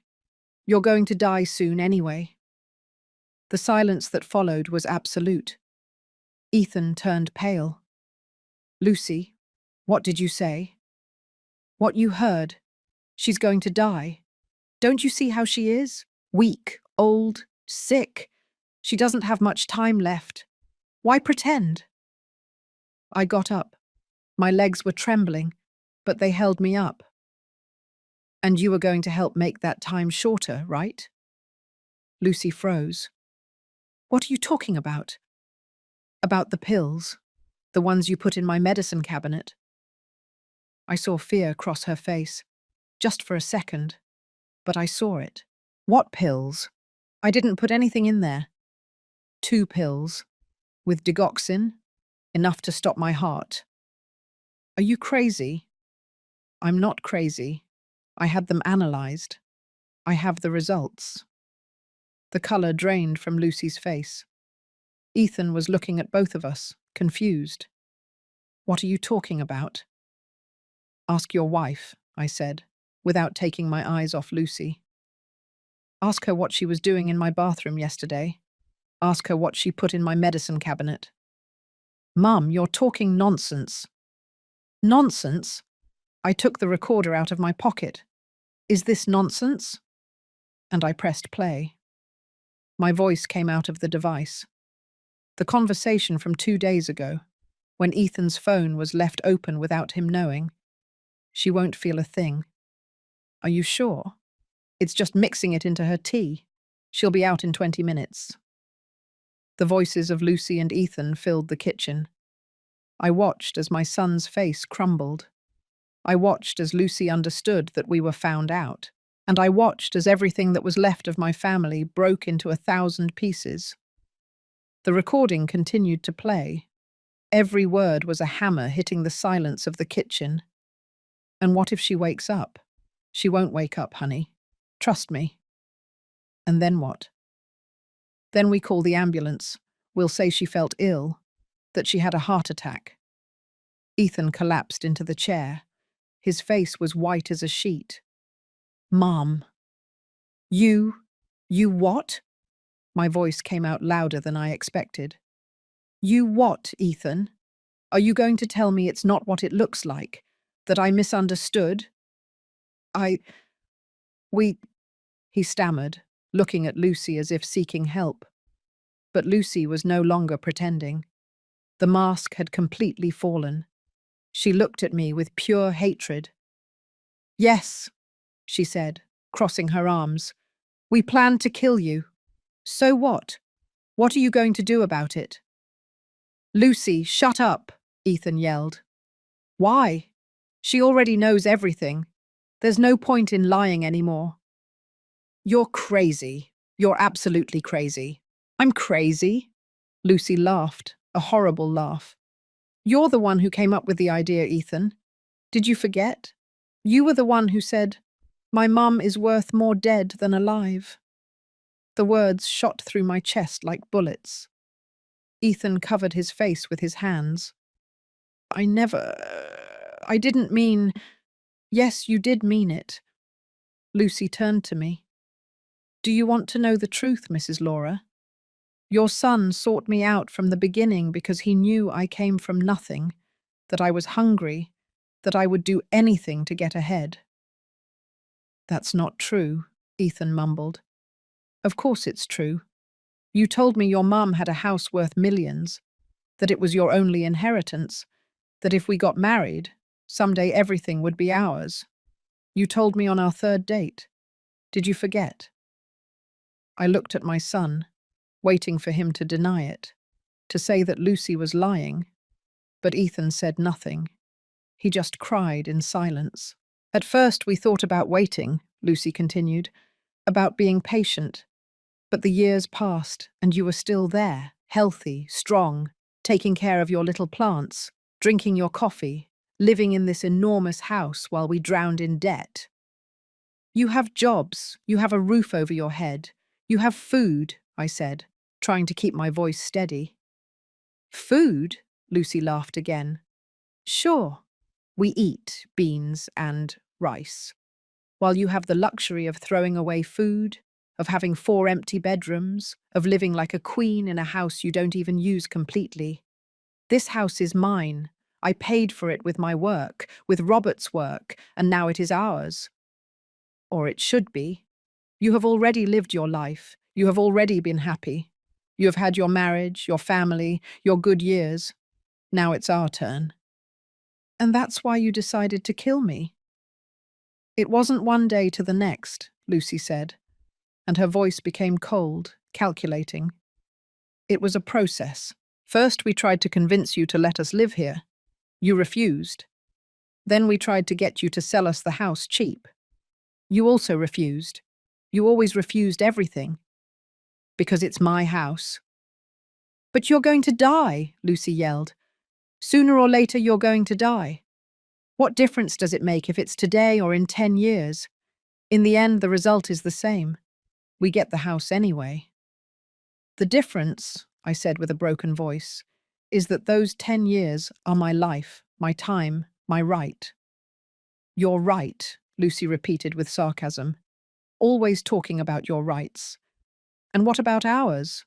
The rights of young people who have a whole life ahead of us, who want to have children, who deserve an opportunity. At the cost of my life? Yes, Lucy approached me. Yes, at the cost of your life. Because life is unfair, Mrs. Laura. And those who don't fight, those who don't take what they want, are left with nothing. I come from nothing. I grew up with nothing, and I swore my children wouldn't go through the same thing. My children, too, I said. I also grew up poor. Everything cost me too, but I never killed anyone to get it. How noble, Lucy scoffed. How saintly. But look where you are now, alone, old, with a son who hates you. I don't hate her, Ethan suddenly shouted, getting up. I've never hated her. Then why? I asked him, turning towards him. Why did you agree to this, Ethan? You, my son, the child I raised with so much love. Ethan looked at me with red, tear-filled eyes. Because I'm tired, Mum. Tired of being poor. Tired of having nothing. Tired of seeing my friends buying houses, having kids, living well, while I'm still stuck in a crappy apartment earning a pittance. But you studied. You're an architect. You have a good job. Good job? He laughed bitterly. I earn $2,500 a month, Mum. $2,500. In this city, that's nothing. It's not enough for anything. And meanwhile, you have this house. This house that's worth $5 million. $5 million that are kept here, doing nothing, while I drown in debt. You could have asked me for help. I asked you for help. We asked you to let us live here. We asked you to sell us the house, and you always said no. Because it's my house, Ethan. It's all I have left of your father. It's my home. It's a house, he said coldly. 4 walls and a roof. Nothing more. The words hurt me more than any physical blow. Do you really believe that? Yes. He wiped his tears. To you it's a museum, a place full of dead memories. But for us it could be a future, a life. A life they were going to build on my corpse. Ethan flinched at those words. I didn't want you to suffer. That's why the pills. It was going to be fast, painless. You would have fallen asleep and that's it. You wouldn't have known anything. And that makes it better? Tears ran down my cheeks. The fact that I wasn't going to suffer physically makes it okay for my own son to kill me. I don't know, he murmured. I no longer know what is right and what is wrong.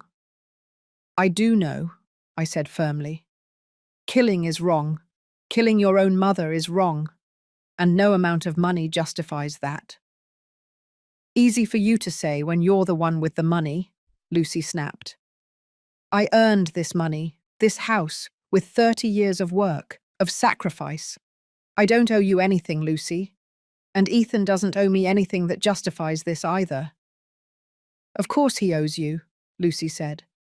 He owes you his education, his career, everything he is. And now it's time for you to pay it back. By paying with my life? Exactly. The coldness with which she said it left me speechless. This woman had no conscience. She had no remorse. To her, I was just an obstacle, a problem that needed a solution. You are sick, I said finally. Both of you. You are sick and you need help. We don't need help, Lucy said. We need money and we are going to have it. Oh yeah? And how? I already know your plan.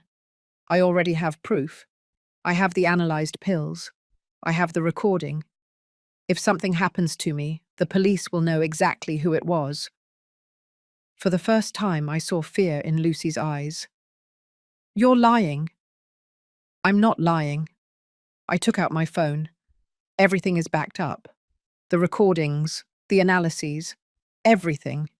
And if anything happens to me, it's automatically sent to the police, and to a lawyer, and to my friend Stella. A lie. I hadn't set up anything automatic, but they didn't know that. You're threatening us, Lucy said, and for the first time her voice sounded unsure. No, I'm protecting you. From yourselves. Because if you had managed to kill me, sooner or later someone would have discovered the truth, and then both of you would be in jail. Is that the future you want for your children? Ethan slumped in the chair again, his head in his hands. What have we done? He murmured. My God, what have we done? You haven't done anything yet, I said. You still have time to stop this. It's too late, Lucy said. She already knows everything. Yes, I know. But you didn't complete the crime. You didn't kill me. You tried, but you didn't succeed. That counts. What do you want? Lucy asked distrustfully. Money? The house? What? I want you to leave, I said simply. I want you to get out of my house now and never come back. Mom, Ethan started. No, don't call me Mum. You lost that right when you decided to kill me. The words came out hard, cold, but necessary. I'm sorry, Ethan said, crying. I'm so sorry, I don't know what I was thinking. I love you. I've always loved you. If you loved me, we wouldn't be here. It was Lucy. She convinced me. She put these ideas in my head. Don't blame me, Lucy shouted. You wanted the money just as much as I did. But I never would have done anything if you hadn't. Enough, I yelled, and they both fell silent. I don't care who had the idea first. Both of you agreed. Both of you were going to do it. And that is enough. What are you going to do? Lucy asked. Call the police? I thought about that. About seeing my son handcuffed. Seeing him in a trial. In jail. I couldn't. As much as he had betrayed me, he was still my son. I'm not going to call the police, I said finally. But on one condition. What is it? You leave my life. Forever. Don't call me. Don't look for me. Don't talk to me. It's as if I died for you. As if I never existed. Mum, you can't ask that, Ethan said. I can, and I am asking it. Is it that or jail? You decide. Ethan looked at me with agony in his eyes. Do you really hate me that much? I don't hate you, I said. And it was true. But I can't have you near me. I can't live in fear. I can't spend every day wondering if this time you're going to try again. So it's better this way. You go on with your life. I'll go on with mine. Separately. And the house? Lucy asked, ever practical. What are you going to do with it? That's none of your business anymore. You're going to donate it, right? Like you said before? You're going to give it away to strangers? Maybe. Or maybe I'll sell it and move somewhere else. Far from here. Far from you. I haven't decided yet. But whatever I do is not your problem. Lucy clenched her fists. I saw the hatred on her face. But I also saw resignation. She knew she had lost. Let's go, Ethan, she said. There's nothing more to do here. Ethan didn't move. He looked at me with pleading eyes. Mum, please don't do this. We can fix it. We can go to therapy. There's nothing to fix, I said firmly. What was between us died the day you decided to kill me. No therapy can resurrect it. But I'm your son. You were my son. I don't know what you are now. Those words broke him. Ethan started crying like he did when he was a child, with big, loud sobs. But I didn't approach him. I didn't hug him. I didn't comfort him, because it was no longer my job. Leave, I repeated. Now. Lucy grabbed Ethan's arm, pulled him up from the chair, and pushed him towards the door. You heard your mum. We're leaving. They walked towards the exit. I followed them, keeping my distance. At the door, Ethan turned around one last time. Mum, if I could go back in time. But you can't, I interrupted him. No one can, so you have to live with what you did, just as I have to live knowing what my son was willing to do to me. I'm sorry, Fads, he whispered. I know, but that doesn't change anything. Lucy pulled him outside. I watched them get into the car. I watched them drive away. And when the car disappeared around the corner, I closed the door. I locked it. And I collapsed onto the floor, crying. I cried for everything I had lost. For my son. For my family. For the illusion that love was enough. I cried until I had no more tears left. And when I finally got up, hours later, with swollen eyes and a broken heart, I knew one thing. I had lost my family, but I had saved my life. And sometimes that has to be enough. I spent 3 days without leaving the house. 3 days where I barely ate, barely slept, where I just walked from room to room like a ghost in my own house. The house that almost cost me my life. The house my son was willing to kill me for. On the 4th day, my friend Stella knocked on the door. I hadn't called her. I hadn't told her anything. But she had that mother's intuition that knows when something is wrong. Laura, open up. I know you're in there. I opened the door. She saw my face and she knew. My God, what happened to you? I couldn't speak. She just hugged me and let me cry on her shoulder like I hadn't cried with anyone. We went into the kitchen. She made coffee. I told her everything, every detail. The pills, the recording, the confrontation, the goodbye. Stella listened in silence, tears rolling down her cheeks. Oh, honey, she finally said. I can't believe Ethan. I watched him grow up. He's like my nephew. How could he? I don't know. I don't know anything anymore. You have to report him. You can't let this go. I can't send my son to jail, Stella. He was going to send you to a coffin. The words were harsh, but true. I know, but he's my son. I can't. Stella sighed. Then what are you going to do? I don't know. I thought about selling the house, about moving far away, starting over somewhere else. At your age, alone? What else can I do? I can't stay here. This house is full of memories. Of Robert, of Ethan when he was a child. I can't look at these rooms anymore without thinking about everything I lost. Stella took my hand. Honey, listen to me closely. You didn't lose anything. They lost you. You are the victim here. Don't let them take your home too. Every time you see these walls, you will remember that you survived, that you were stronger, that you didn't let yourself be defeated. She squeezed my hand. This house is yours. You paid for it with your sweat, with your work, with your years alongside Robert. Don't let Ethan and that viper take it from you too. They already took your peace. Don't give them the pleasure of taking your home too. Her words hit me hard. She was right. Why did I have to be the one to leave? Why did I have to be the one to lose my house, my neighborhood, my life? They were the ones who had done wrong. But I can't stay here alone, I said. Not after all this. Then don't stay alone. Rent the extra bedrooms. Find company. There are girls who are studying and need an affordable place near the university. You have 4 empty bedrooms. You could rent 2 or 3. Have income. And most importantly, have people in the house, not be alone. The idea surprised me. I hadn't thought of it. Renting rooms? Of course. My cousin does it.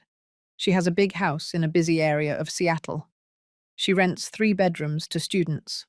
They pay her $800 each per month. That's $2,400 a month. Plus your pension, you would live comfortably. And you would have company.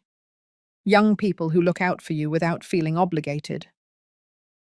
I don't know, Stella. At least think about it. Don't make decisions now while you are hurting. Give yourself time.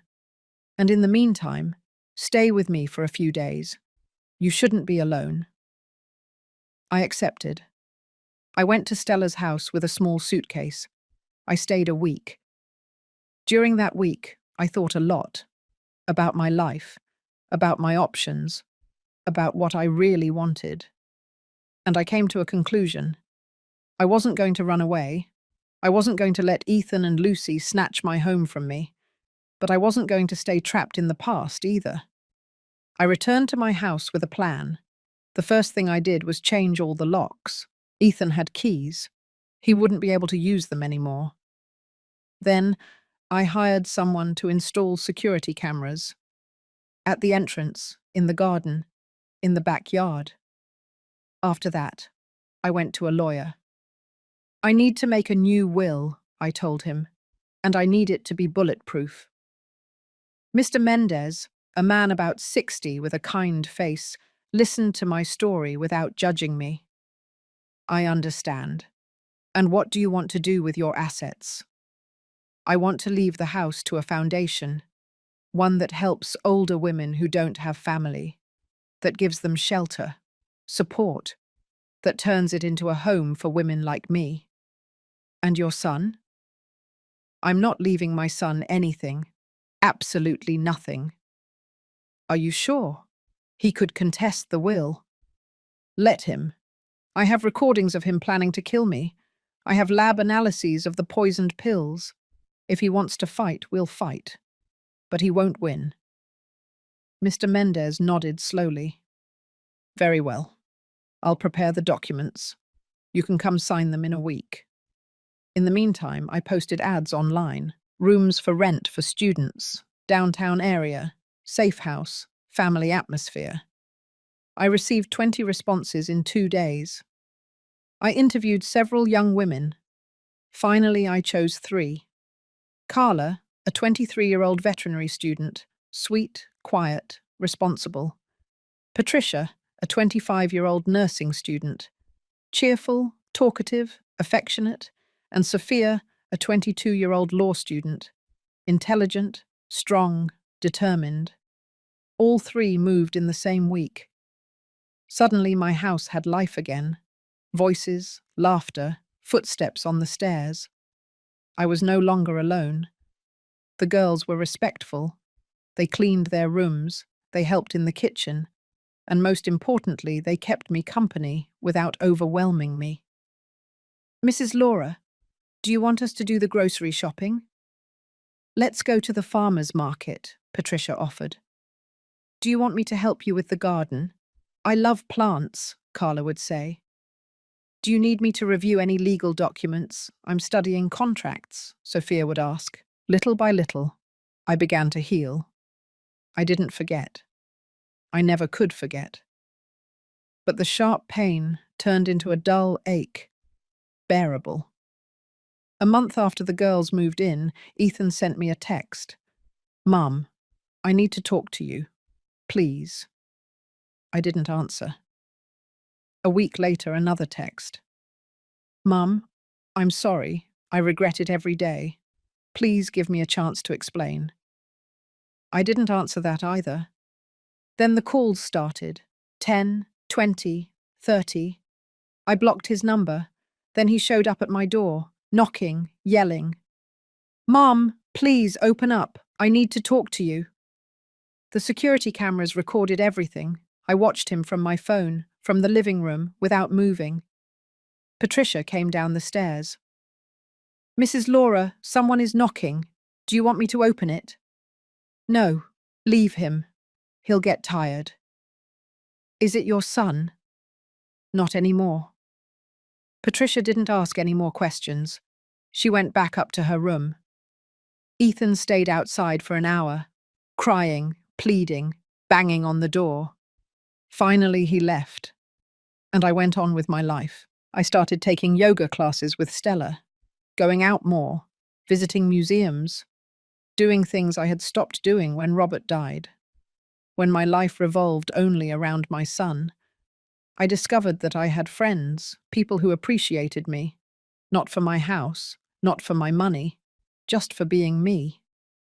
I discovered that I could be happy, even without Ethan. It wasn't the same happiness as before. It was a different kind of happiness. Calmer, more mature, more aware.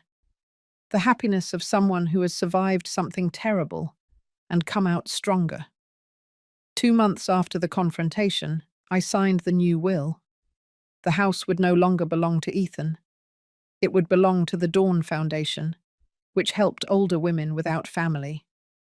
When I died, my house would become a shelter, a place where other women like me could live their final years with dignity. That idea gave me peace.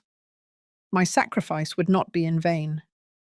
My house, the one Robert and I built with so much effort, would serve a good purpose. And Ethan would have to live knowing that because of his greed he lost everything. Not just my love, not just my trust, but his inheritance too. That was my revenge, not with violence, not with hatred, but with justice, with dignity, with the certainty that I had made the right decision. One afternoon, while I was drinking tea in the garden with my 3 tenants, Sophia asked me, Mrs. Laura, can I ask you a personal question? Of course, honey. Do you have children? The other 2 girls fell silent. They knew it was a sensitive topic. I had told them part of the story, not everything, but enough. I thought about the answer. I thought about Ethan, the child he was, the man he became. I had a son, I finally said, but I lost him. I'm so sorry, Sophia said. Did he die? In a way, yes. The son I knew died, and in his place was someone I don't recognize. How sad. It is sad, I admitted, but it's also liberating, because now I know that I can survive without him, that I can be happy without him, and that is something I never thought would be possible. Carla took my hand. You are very strong, Mrs. Laura. Not always, but I learned to be. That night, alone in my room, I took out the old photographs, the ones of Ethan as a baby, as a child, as a teenager. I looked at them one by one, remembering, and then I put them away in a box at the back of the closet. I didn't throw them away. I couldn't, because that child in the photographs existed, and I loved him. But the man he became, that was no longer my son, and I was no longer his mother. We were 2 strangers, Sigjo, who shared blood. but nothing more. And with that clarity, that painful but necessary lucidity, I could finally start to let go. Not with forgiveness, that would come much later, or perhaps never, but with acceptance, with the understanding that some things break in ways that cannot be fixed, and that the only thing we can do is move forward, with dignity, with strength, with our heads held high, because surviving does not mean forgetting. It means learning to live with the scars. And that was exactly what I was doing. 6 months passed since that afternoon in my kitchen. 6 months in which I did not see Ethan or Lucy again. But the news arrived anyway. Because in this city, bad news always finds a way to reach you. Stella was the first to tell me.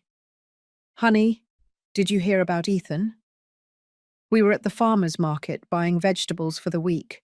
I no longer went anywhere alone, always with Stella or one of the girls. "I haven't heard anything, and I prefer to keep it that way." "Well, he lost his job." I stopped with a tomato in my hand. "What?" "Yes, he was fired from the architectural firm. Apparently he had problems with a client, a badly done project. The client sued him. The firm didn't want to get into trouble, and they fired him." I felt something strange in my chest. It wasn't joy, but it wasn't sadness either. It was nothing, emptiness. "And what is he doing now?" "I don't know. My neighbor is friends with a cousin of Lucy's. She says Ethan is trying to find work, but no one wants to hire him. The lawsuit stained his reputation." We continued walking. I processed the information in silence. Ethan without a job. Ethan, who had always been so proud of his career, his projects, his degree. "There's more," Stella said cautiously. "What else?" "Lucy also stopped working. Why? No one knows for sure. Some say she quit. Others that she was fired for problems with the children's parents. The fact is that both of them are unemployed. And with the debts they have." She didn't finish the sentence. It wasn't necessary. Unemployed, in debt, living in that apartment they hated so much. Life was collecting its payment. Not by my hand. I hadn't done anything. I hadn't reported them. I hadn't sued them. I hadn't called their jobs to tell them what they had tried to do to me. I didn't do anything. And yet, life found a way. 2 weeks later, Stella came to my house with more news. "Honey, you won't believe this." We were in the garden. I was watering my hydrangeas. Carla was helping me prune the roses. "What happened now?" "Lucy and Ethan separated." This news did surprise me. "Separated?" "Yes. Apparently there was a big fight. The neighbors heard screaming, things breaking, and the next day, Lucy left with suitcases. She went to live with her mum in Queens." Carla looked at me curiously. She didn't know the whole story, only that my son and I were estranged. "Your daughter-in-law left?" she asked. "It seems so," I replied. How sad. How predictable, I thought. Because of course they separated. Their marriage was never based on love. It was based on ambition, on greed, on the promise of money that never arrived. And when that promise faded, when it became clear that I wasn't going to die, that they weren't going to inherit anything, what were they left with? Nothing. Just resentment, guilt, the certainty that they had ruined everything for nothing. "And Ethan?" I asked, although I wasn't sure I wanted to know. "He's still in the apartment, alone. My neighbor says she sees him leave rarely, that he looks bad, thin, unkempt." I imagined my son, alone in that apartment he hated so much, jobless, wifeless, motherless. I felt something akin to pity, but not enough to look for him. because he had chosen that path. No one forced him. A month later, at Stella's birthday, I met Mrs. Mendoza, a woman about 50 who worked in human resources for a large company. We were chatting about a little bit of everything when she mentioned something. "Oh, I get all kinds of candidates lately. The other day I interviewed an architect, Ethan Spencer. He came from an important firm. But when I asked for references, you can't imagine what they told me." My heart raced when I heard the name. "What did they tell you?" Stella asked, looking at me out of the corner of her eye. That he was irresponsible, that he had problems with clients, that he had left on bad terms. And when I investigated further, I found that he has a civil lawsuit against him for damages in a construction project. Mrs. Mendoza shook her head. "Obviously, I didn't hire him. We can't risk it with people like that." "And what did he say?" I asked, unable to contain myself. "He started crying in the interview. He told me he needed the job, that he had debts, that his life was destroyed. It was very uncomfortable. I had to ask him to leave." The image of Ethan crying in an office, begging for work, broke something inside me. But not enough to forgive him, because I remembered another image, that of him and Lucy planning my death, talking about me as if I were an obstacle, as if my life was worthless. "What a shame," Stella said. "But that's life. Decisions have consequences." Mrs. Mendoza nodded. "Exactly. You build your reputation for years, and you can destroy it in a day." Ethan had destroyed his, not because of a professional mistake, but because of a much bigger moral mistake. And now he was paying the price. 3 more months passed. I continued with my life, my tenants, my routine, my yoga classes, my outings with Stella. It was a quiet, simple life, but it was mine. One afternoon, Patricia came home from the university, agitated. "Mrs. Laura, you won't believe what I saw." "What happened, honey?" "I saw a man outside the house, about 30 years old. He was standing on the corner, looking over here. When I went out to ask him if he needed anything, he ran away." My stomach tightened. "What did he look like?" "Tall, thin, with a beard. He looked, I don't know, sad, like lost." It was Ethan. It had to be. I checked the security cameras, and there he was, in the recording from that morning, standing on the corner, looking at my house, for more than an hour, than an id.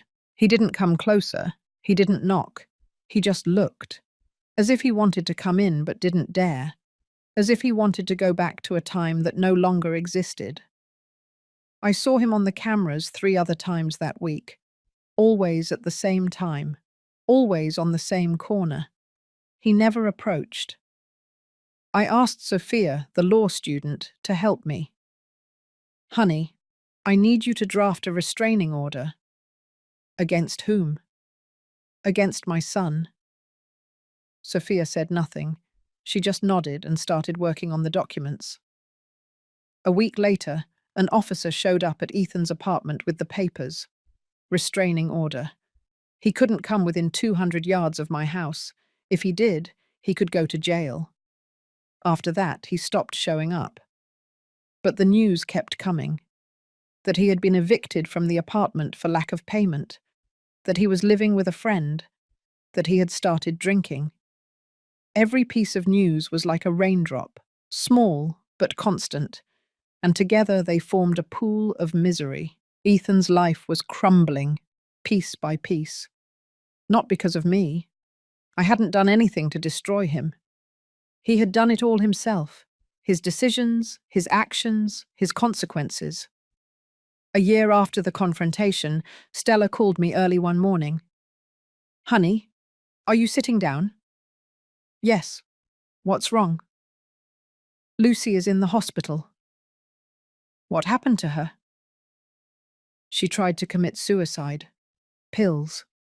Her mum found her in time and rushed her to the emergency room. I was silent, processing. Lucy, the woman who had planned my death with such coldness, had now tried to take her own life. Is she okay? Physically, yes. They saved her.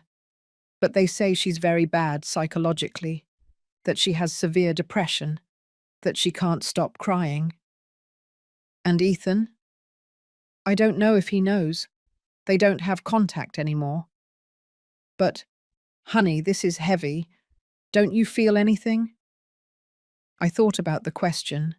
Did I feel anything? I feel pity, I finally said, but not guilt. What she did, what they did to me, was real, and the consequences are also real. I don't wish them ill, but I'm not going to carry their pain either. You're right, Stella said. I just wanted you to know. We hung up. I sat in my living room, in the house I almost lost, surrounded by the life I had rebuilt, and I understood something. Justice doesn't always come with sirens and judges. Sometimes it comes in silence, in the natural consequences of our own actions. Ethan and Lucy had tried to take a shortcut, to gain wealth without working for it, to inherit without waiting, and in the process they had lost everything. Their jobs, their marriage, their dignity, their peace of mind. Not because I punished them, but because life has a way of balancing things, of collecting the debts we think are never paid. Ethan once called me crazy when I told him I couldn't simply give them my house. Years later, I was told, he was seen wandering the streets, talking to himself, with that vacant look of someone who has lost all sense and purpose. Life always collects its debts. And I, the woman they wanted to kill, was still here, breathing, living, loving my garden, laughing with my tenants, drinking coffee with Stella. Alive, while they drowned in the swamp they created themselves. That was justice, not perfect, not satisfying in the way the movies make us believe, but real and sufficient. Today I turned 61 years old, 2 years since that afternoon that changed my life forever. The girls made me a cake. Carla decorated the house with flowers from the garden. Patricia cooked my favorite dish. Sophia invited Stella and some of my friends. It was a small, intimate party, full of genuine laughter and sincere hugs. No one mentioned Ethan, but I thought about him. I thought about the boy he was, the birthdays we celebrated together, how Robert carried him on his shoulders so he could blow out the candles. That child no longer exists, and the man he became, he made his choices. A month ago I received a letter. It was slipped under my door, unstamped, left by hand. It was from Ethan. Mum, I know I don't have the right to write to you. I know I don't deserve your forgiveness, but I need you to know something. I regret it every day. Every night I can't sleep thinking about what I did to you, what I almost did to you. I lost everything, my job, my marriage, my dignity, but what hurts the most is losing you. I'm not asking you to forgive me. I'm just asking you to know that the son you raised is still here, somewhere, buried under all the bad decisions. But he is still here, and that son loves you. He has always loved you. I'm sorry, Mum. With all my heart, I'm sorry. Ethan. I read the letter 3 times. I cried. I couldn't help it. But I didn't answer him. Because some wounds are too deep. Some mistakes have no return. And even though a part of me still loves the child he was, I cannot forgive the man who wanted to kill me. Maybe someday, when I'm very old, when I'm close to my natural end, maybe then I can find enough peace to forgive. But not today. Today I'm still healing. This morning, as I was watering my hydrangeas, I thought about everything that happened, everything I survived. and I understood something important. A mother's love is the strongest there is, but it can also be the most dangerous, because sometimes we love so much that we lose sight of the boundaries. We sacrifice everything, even our own life, for our children. But that is not love, that is surrender. True love also knows how to say no. It also knows how to set boundaries. It also knows how to walk away when staying means losing oneself. I loved Ethan with all my heart. I gave him everything I had. But when he wanted to take the only thing I had left, my life, I had to choose. And I chose to live. It wasn't easy. It was the hardest decision I've made in my 61 years. But it was the right one. Because today I am here, in my garden, in my house, surrounded by people who appreciate me not for what I have, but for who I am. This house is no longer a prison of memories. It is a home, a refuge for 4 women who needed a safe place. And when I'm gone, when my natural time comes, this house will continue to be a refuge for other women, other Lauras who need a place to rebuild their lives. That will be my legacy, not the money, not the assets, but the example of a woman who almost lost everything, but found the strength to keep going. If my story helps a single woman open her eyes, set boundaries, choose her own life over guilt and obligation, it will have been worth it. All the pain, all the loss, all the journey will have been worth it. I blow out the candles on my cake. The girls applaud. Stella hugs me. "What did you wish for, honey?" I smiled. I wished to live many more years, in peace, in my house, surrounded by people who truly love me. "That wish has already come true," Sophia says, squeezing my hand. And she is right. It has come true. Because today, 2 years after almost losing my life, I understand something fundamental. Surviving is not enough. You have to learn to live again, with dignity, with boundaries, with self-love. And that, finally, is what I am doing. Living truly for the first time in a long time, and it is beautiful.